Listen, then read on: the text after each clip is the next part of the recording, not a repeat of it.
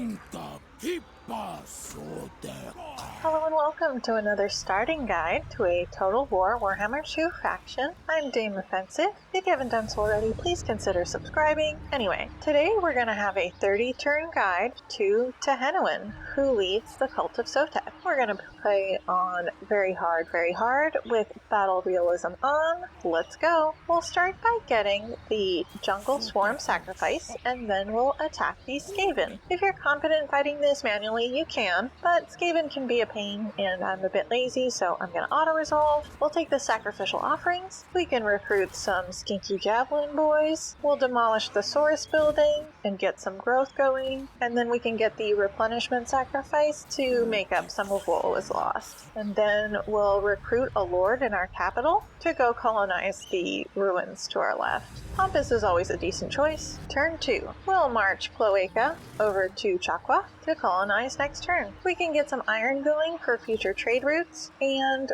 we'll try to get non-aggression with some of our neighbors. We can upgrade our growth building, and Tehenhauin can attack the Skaven settlement. I'm going to be honest here and show you what originally happened. I autoed here, and it murdered my red skinks, so we have to fight this manually. If you fought the first one manually, you might not have to fight this one manually, but, you know, whatever. Anyway, so we're going to corner camp here with the javelin skinks out front, and the salamanders can try to hit into blobs. The Bastillodon can run into blobs and do his magic attack, and then we also have Jungle Swarm for blobs, and then Tehenhauin can use Flock of Doom. So we've got a lot of area of effect damage, and since these guys don't want to just die, we'll go ahead and run them down. Good victory there.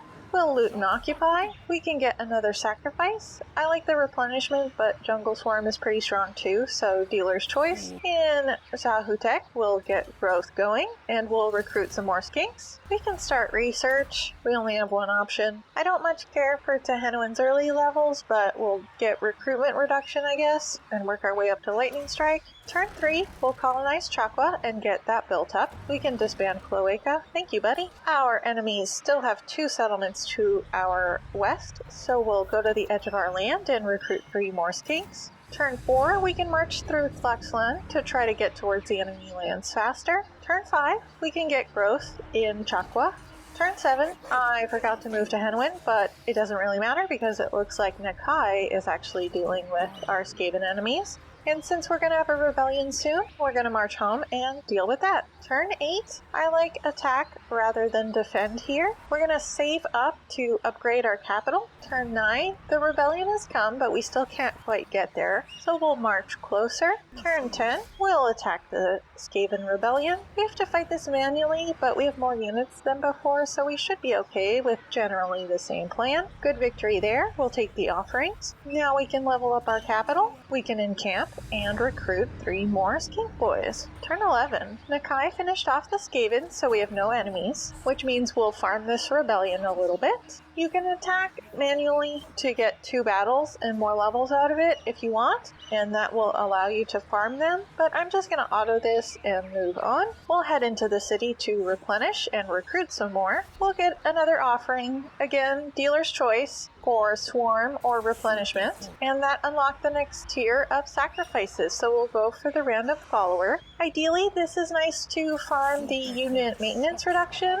or building cost reduction. We can level up Chaqua. Turn 12, we're going to march north to see about finishing off our province. Turn 13, we'll march to the edge of our land and take Temple of Tlenkan next turn. Turn 14, we'll hold to vision since we're done recruiting, and we'll attack the pirates. And it looks like we got there just in time before Luther got to it. We can auto here and sack and occupy. We can now get the growth commandment. We'll repair the temple and get growth and money in Chaqua. As usual, we're working our way up to Lightning Strike, so get whatever else you want to make your way up there. Turn 15, we'll march back to Sotek and see if we can catch the pirates, since they may come that way. We can level up the temple. Turn 16, this turd Marcus sided with the pirates and declared war on us, so We'll have to hope Luther can handle the pirates as we take care of them on our western front. We'll get closer to Marcus's land and try to ambush. We can get more money in Chaqua and stone marker in Sotek. Turn 17, we can see the pirates are actually coming to us, so we should try to ambush them. While we're here and Marcus hasn't come yet, we can get some more growth in Sotek. Turn 18, the pirates snuck past us, but we can go finish them off. I'm lazy and will auto here. I'm fine with this, doesn't really matter. Now we can go into the city to replenish. We can be in march stance to get us towards the taskmaster trait, since we're not recruiting. Turn 19. Again, we'll see if we can catch Marcus and try to ambush him. I'm not sure what happened with my movement there. We should have had enough to ambush, so we can just chill, I guess. We'll get the Skink Priest building and spawn our Carnosaur. Turn 20, I'm glad Luther finished the pirates, so Marcus is now our only enemy. And we spawned a priest. His trait is pretty meh, so we'll use him to scout until we can recruit a better one. We're still trying to sneak Tehenhauin towards Marcus to see if we can catch his armies one at a time. If you fought more battles manually at this point, you might have lightning strike here, but I don't, so we'll see what we can do. I don't know what's going on with my movement, but I swear I should have been able to ambush here.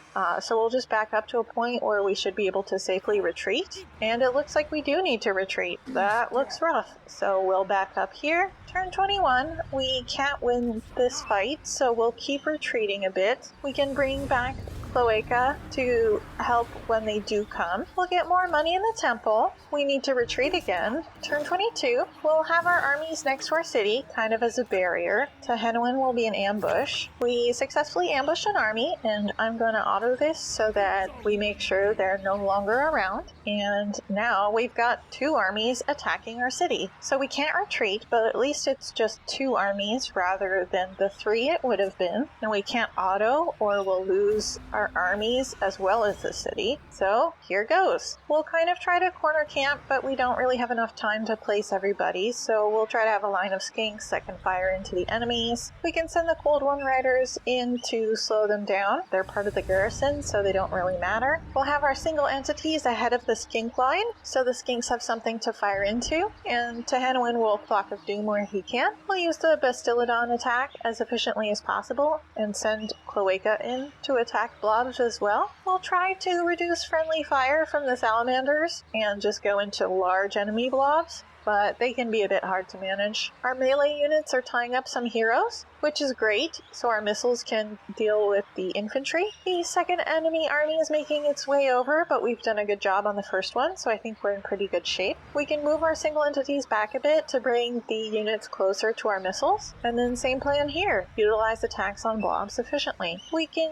use the left to kind of box units in, while the right keeps firing missiles and area attacks. We can try to protect our Bastillodon with Tehenhauin's magic, and as they run out of ammo, the skinks will try to run things down when they flee, since they are pretty fast. We've got a lot on the run, so we'll run down what we can, and this is looking pretty good. What's remaining is mostly heroes, so we'll dogpile them, and we won! So obviously that was a rough battle, but we didn't lose any units, and I don't consider myself excellent in battle or anything. There's a reason I auto a lot, so if I can do this, so can you.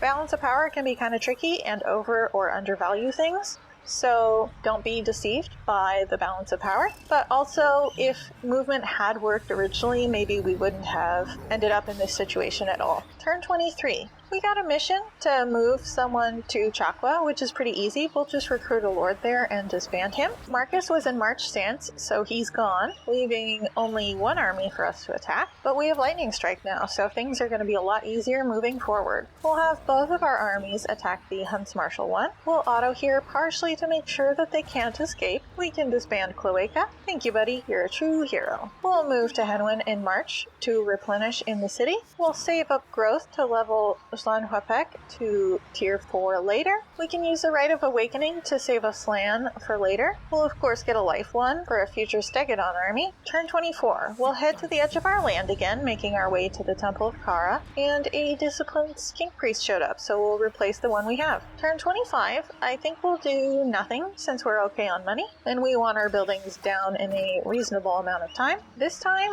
we can ambush, so we'll be able to catch Marcus unawares. No peace for you, Turn 26.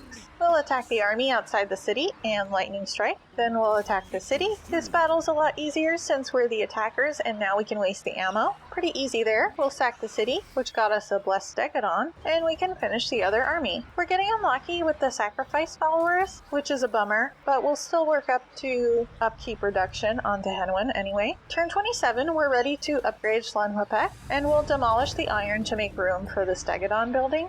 Tehenhauin will attack the Temple of Kara again. We'll pop the Skink Priest in, and we'll sack the city. Turn 28. This time, we'll loot and occupy the city so we can start moving on to another enemy. Our western side is pretty well protected by other lizards, so attacks will come slowly, and even if they come, the Temple of Kara isn't valuable to us, so we should be able to defend our main province. We can get a trade route and sweet cash from Nakai's vassal, because Nakai is dead. We'll get Windblast on our priest. Turn 29, we'll head toward attacking the Awakening. Turn 30, moving around here is really rough, but we got Taskmaster, which will help. And realistically, what we would want to do is consolidate Lestria for the lizards, because eventually we can confederate the rest of them. So we're in a good position here. We have no armies, we're very near a doom stack, and if you got lucky with followers, that doom stack would be very cheap, since you can add those upkeep discount followers to your Skink Priests and your Saurus heroes. But that's going to be it for this guide.